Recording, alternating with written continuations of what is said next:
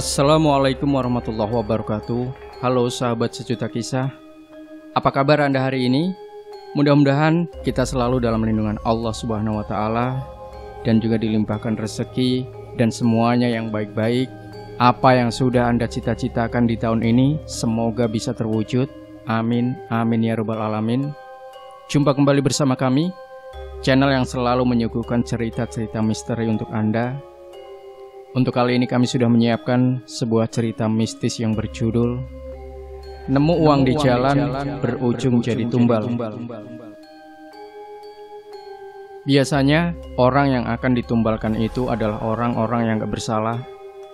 Misalnya bayi dalam kandungan, keluarga dekat atau lainnya. Nah, begitu pula media tumbal itu, berbagai macam caranya. Ya, salah satunya ketika seseorang nemu uang di jalan. Orang itu sama sekali nggak tahu itu uang di jalan dari mana asalnya. Bisa saja sengaja ditaruh untuk memancing si korban. Rupiahnya dari berbagai macam. Mitosnya, kalau nemu uang di jalan tuh harus diludahin dulu di tempat asalnya, baru boleh diambil. Atau ngambil uangnya pakai tangan kiri agar mencegah sial. Ini mitos ya. Jangan dipercaya atau ditelan bulat-bulat mitos ini. Cukup berdoa aja ketika nemu uang di jalan, atau lebih baik langsung disedekahkan kepada yang membutuhkan. Tapi dengar satu kasus yang buat aku selama 2 bulan ini bertanya-tanya sama yang ahlinya. Kasus ini terjadi sama temanku sendiri. 15 menit nemu uang di jalan, langsung kecelakaan. Dan aku sampai sekarang belum dapat kabar kalau dia membaik di salah satu rumah sakit. Di rumah sakit itu dia sering teriak, "Tolong!" Aku gak ngerti maksud dari kata tolong itu apa. Entah tolong sembuhin lukanya atau sesuatu yang menahan jiwanya. Sama sekali masih bikin tanda tanya. Akhirnya aku berinisiatif untuk nanya ke orang pinter, sebut aja Darto, dan bawa Darto ketemu temanku Doni ini di sebuah rumah sakit. Aneh bin ajaib, si Doni langsung duduk seketika dengan mata melotot tanpa kata sedikit pun. Padahal tubuhnya masih penuh perban. Darto menghampiri si Doni. Wajah Doni semakin tegang. Seperti ada gejolak batin yang pengen nyerang Darto, tapi terkendala raga yang tulangnya patah di beberapa bagian tubuh. Si Darto gak pakai lama langsung cari sesuatu yang menurutnya ganjil. Dia ngambil dompet Doni di bangku samping tempat tidurnya Doni. Lalu ngambil uang pecahan 20.000 lusuh, terlipat jadi kecil. Ada bekas darah di pecahan uang itu. Yang bikin aku kaget, setelah dibuka lipatan uang itu, tersusun rapi 3 baris jarum emas tumpul. "Temenmu mau dijadikan tumbal," Darto bisik ke aku. Seketika aku langsung mundur dari mereka berdua. Bulu kuduku merinding. Sepersekian detik aku hilang fokus. "Hah? Yang bener mas?" tanya aku ke Darto. 2 kasus serupa pernah aku tanganin. Lalu Darto berjalan merangkulku keluar ruangan tersebut. Begini ceritanya. Aku gak akan cerita si Doni temanku ini, tapi aku akan cerita kasus serupa yang diceritakan oleh Mas Darto. Dan sebelumnya saya mau bilang, jangan mengimani isi cerita, karena semua masih rumor yang beredar dan menjadi misteri yang masih dipertanyakan. 2003, di salah satu pedesaan Pulau Jawa, ada seorang anak yatim bernama Kasmin, yang kedua orang tuanya dipertanyakan hingga saat itu kemana keduanya. Diasuh oleh salah satu penduduk warga bernama Aji Wibowo, yang mana Aji Wibowo sendiri adalah pemilik tunggal perkebunan sawit di daerah itu. Kasmin hidup dengan berkecukupan sekarang dengan ayah angkatnya. Aji Wibowo tak pernah menikah, seorang yang sangat dermawan dan budi pekertinya tak diragukan. Makanya warga desa di sana segan padanya. Kasmin sendiri pun begitu. Tak ayal kembang desa pun menyukainya. Tapi Kasmin mempunyai prinsip yang hampir sama dengan ayah angkatnya, yaitu tidak pernah mau untuk menikah. Kenapa? Entahlah.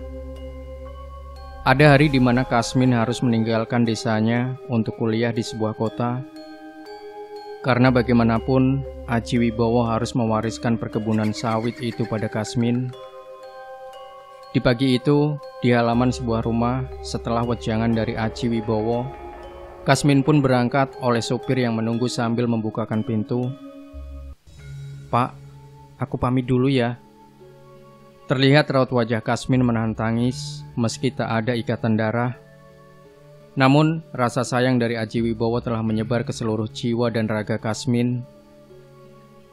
"Iya nak, hati-hati. Jangan lupa berdoa sama yang dalam hatimu." Kasmin mengangguk, segera masuk ke dalam mobil sedan. Suara klakson berbunyi ketika meninggalkan pelataran rumah tersebut.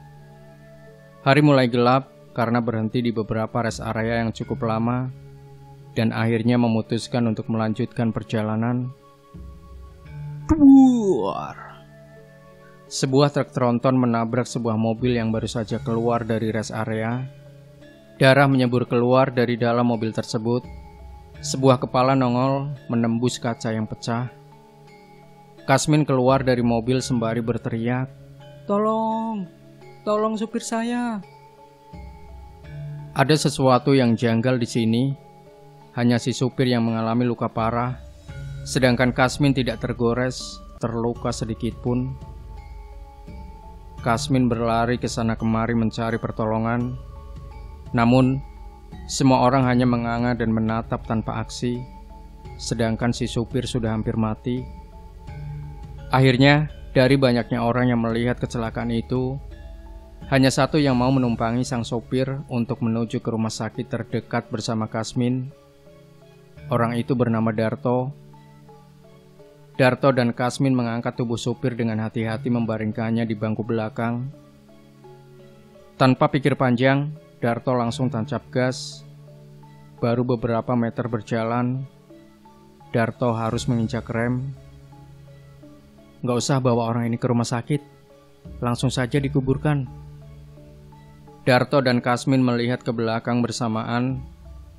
Yang bicara tadi adalah sang sopir yang bersimbah darah, yang awalnya terbaring lemah, sekarang duduk dan tersenyum sumringah.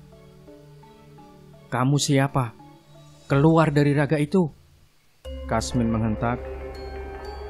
"Sudah, jangan hiraukan," kata Darto sambil menancap gas kembali. "Kenapa supirku, Mas?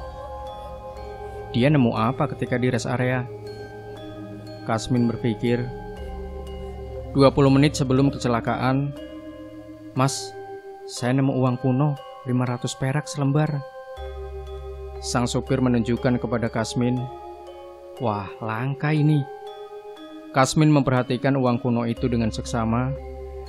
"Ada tulisan Sanskertanya juga di belakang, Mas."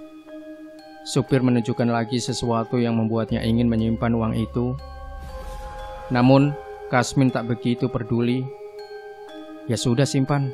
Mari kita lanjut jalan." Darto terdiam menggelengkan kepalanya. "Kenapa, Mas?" tanya Kasmin. "Itu uang tumbal. Lebih tepatnya, uang pencari tumbal. Siapapun yang mengambil akan menjadi tumbal." "Bagaimana bisa?" "Ternyata bisa. Contohnya adalah supirmu yang masih tersenyum sekarang," kata Darto. "Lalu solusinya apa?" "Ambil uang itu," perintah Darto. Kasmin segera mengambil uang yang ada di saku baju sang sopir. Sang sopir hanya terdiam sambil tersenyum tanpa melawan sedikit pun. Sekarang uang itu berwarna merah darah. "Lalu?" tanya Kasmin. "Kita cari pelakunya. Siapa dan di mana pelakunya? Itu yang menjadi PR buat kita. Karena seseorang itu bukan orang sembarangan, bisa pula nanti kita korban selanjutnya." Kasmin tersentak kaget atas pernyataan itu. Bagaimana pula ia yang tidak bersalah berkemungkinan menjadi tumbal? Seorang perawat membawa berangkar dorong. Awalnya sang supir masih terduduk di berangkar dorong dengan mata yang melotot. Tapi Darto mempunyai kelebihan untuk mengunci sementara sosok yang berada di dalam si supir dengan cara menepuk pundaknya 3 kali sambil merapal mantra. Si supir langsung tak sadarkan diri, darah membasahi lantai rumah sakit. Entah ia bisa selamat atau tidak, tentu Kasmin berharap ia selamat. Supir yang mengabdi begitu lama pada ayah angkatnya, masa mati karena uang kuno yang ia temui. Darto dan Kasmin berjalan ke parkiran rumah sakit, menyerahkan pengobatan medis pada si ahlinya. Darto terlihat menghela nafas panjang, mengingat suatu kejadian yang sebelumnya pernah ia rasakan. Darto mengambil sebatang rokok dari bungkus. Mau? Enggak mas, aku enggak ngerokok. Oh ya sudah. Darto mengantongi lagi bungkus rokok itu. Supirmu mengingatkanku pada kejadian 5 tahun silam, tambahnya. Sebelumnya mas sudah pernah menemui kasus seperti ini. Darto menatap langit yang gelap, segelap 5 tahun sebelumnya. Ya, aku pernah, dan itu terjadi pada ayahku. Kasmin tak menjawab, memberikan uang untuk Darto bercerita dengan sendirinya. Semua orang punya segala cara untuk menjadi kaya. Salah satunya adalah menjadikan seseorang yang tak bersalah menjadi tumbalnya. Demikian sahabat sejuta kisah.